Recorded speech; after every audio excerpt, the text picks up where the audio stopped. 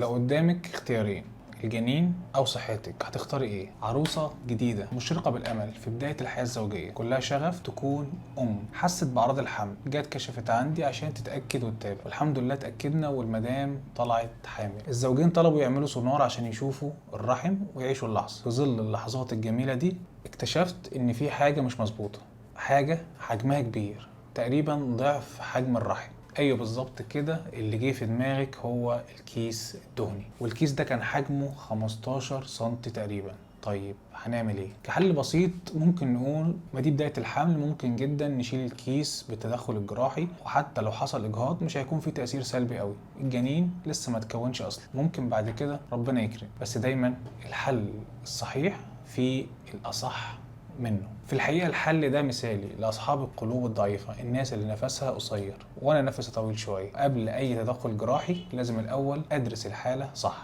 وأشوف كل الاحتمالات الممكنة، وبعد دراستي للحالة عرضت على الأم الحل وسألتها السؤال اللي في بداية الفيديو: تختاري اشيل الكيس الدهني مع احتماليه حدوث الاجهاض، ولا تكملي الحمل مع شويه مضاعفات؟ اكيد دلوقتي قلب الام اللي جواكي اتنفض وبتقولي انا لو مكانها هختار اكمل. ايه يعني شويه مضاعفات؟ اتعب شويه بس في الاخر الاقي ابني او بنتي في حضني، وده كافي بالنسبه لاي ام.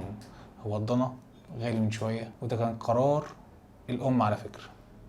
توكلنا على الله وبدأنا الرحلة، واتفقنا اتفاق هتمشي على التعليمات بحذافيرها، هتستحملي شوية، هنوصل لبر الأمان ومعانا طفل جميل. وفعلا بدأنا المتابعة الدورية والفحص المستمر، ومشينا الطريق خطوة خطوة، والأم دفعت ضريبة الأمومة كاملة، من ترجيع لضغط على المعدة والإحساس بالتقل المستمر لحد الطلق المبكر. 9 شهور عدوا بفضل الله أولا، ثم بفضل مثابرة الأم ودعم الزوج والعيلة والالتزام بالتعليمات اللي بلغتهم بيها. تمت ولادة أجمل بنوتة في الدنيا عشان تيجي تنور العيادة وتنور حياة أسرة كاملة. الولادة تمت قيصرية وتمت إزالة الكيس الدهني معاها، 2 في 1 يعني. الحمد لله الأم والطفلة بألف خير. في النهاية أحب أقول إن في حالات بيكون فعلا الحل السليم هو الاختيار التاني، إن الطبيب يضحي بالجنين في سبيل صحة الأم، لأن ساعتها لو الحمل استمر ممكن يسبب وفاة الأم.